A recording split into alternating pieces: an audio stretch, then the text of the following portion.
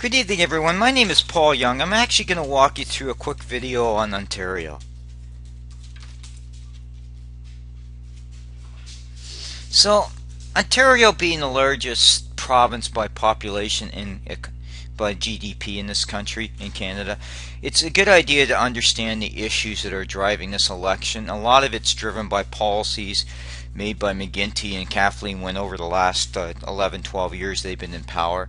And some of these policies have little to do with Stephen Harper, other than this government's desperate to bring in new revenue streams because they can't manage their own finances. They've actually grown the public sector significantly more than they've done with the private sector in terms of growth, and it's not sustainable. So that's part of the reason why Kathleen Wynne is on a big push, anything but Stephen Harper, because she wants to extract more money out of her golden boy Justin Trudeau to fund her projects. So this presentation will highlight some of the issues that's facing Ontario. So let's talk about ORPP. Kathleen Wynne seems to think there's a huge issue with retirement savings in this country, and there isn't. She's just using this money for her own Ponzi scheme to probably steal the money to fund infrastructure projects, not whether or not their value for money is done on these projects or any sort of return on investment. She's basically trying to solicit money from the private sector. Now, that being said, there's a couple quotes here. C.D. Howe has basically come out and said people are saving. So I'm not sure where Kathleen Wynne takes these quotes from, but because she's not accurately reflecting the trends of people. Between the tax-free savings accounts, RRSPs, or other options, people are saving for money. She's basically trying to solicit this money for her own purpose. Second point is, no business has come out and supported this Ponzi scheme.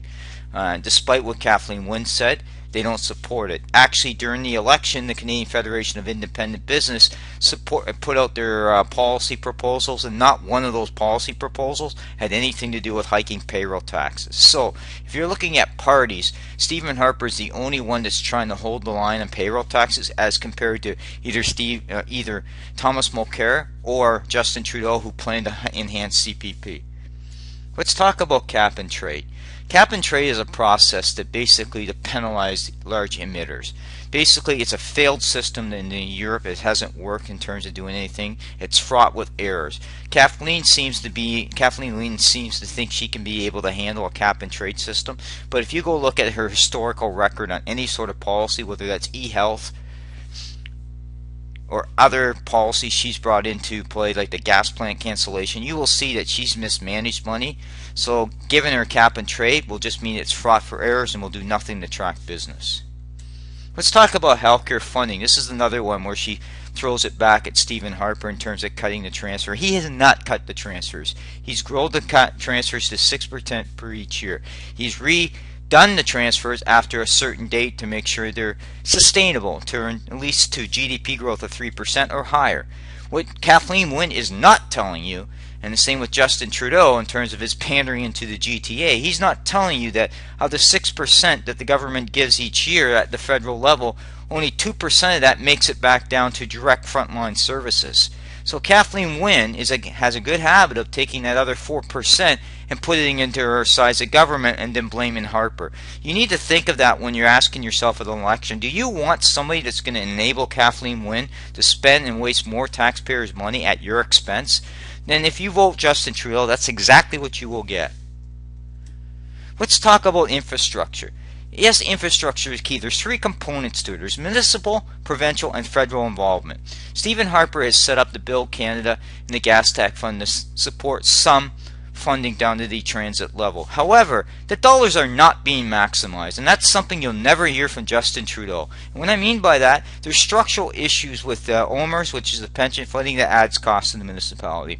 There's OPP costs where municipalities have brought OPP in, that cost has gone up.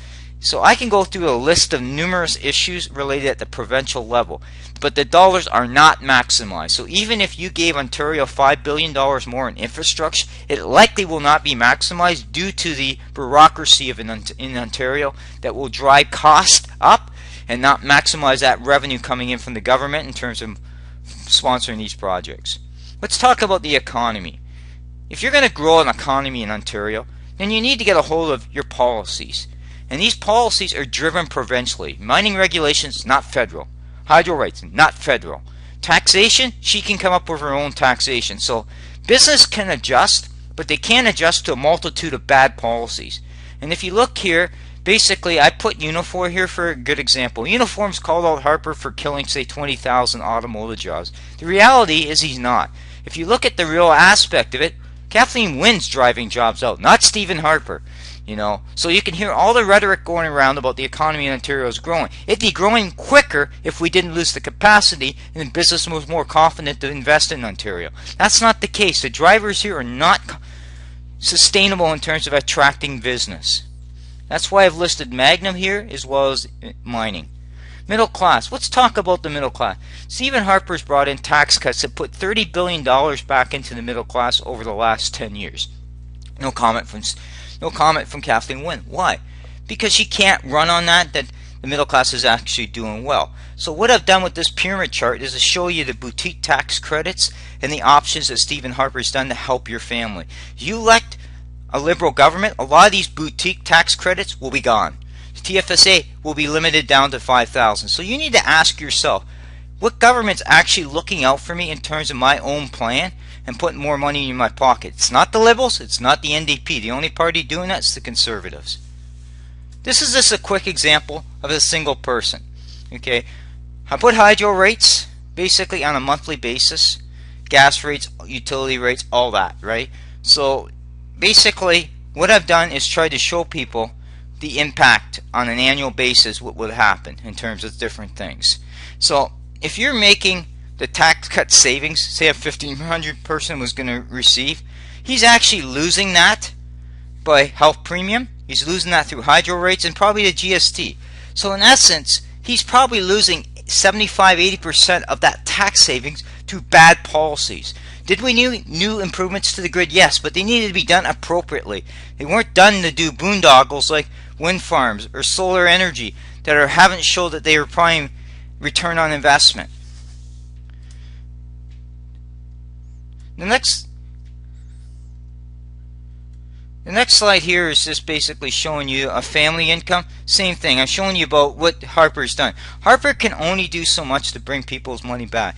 But if you've got a provincial government like Kathleen Wynne that completely wastes money, and all you have to do is look at their bonds have been downgraded, and downgrading of bonds is very critical to understand, because that when they go back to the market to sell those bonds, they'll ask for a higher yield. That higher yield leads to higher interest rates down the road.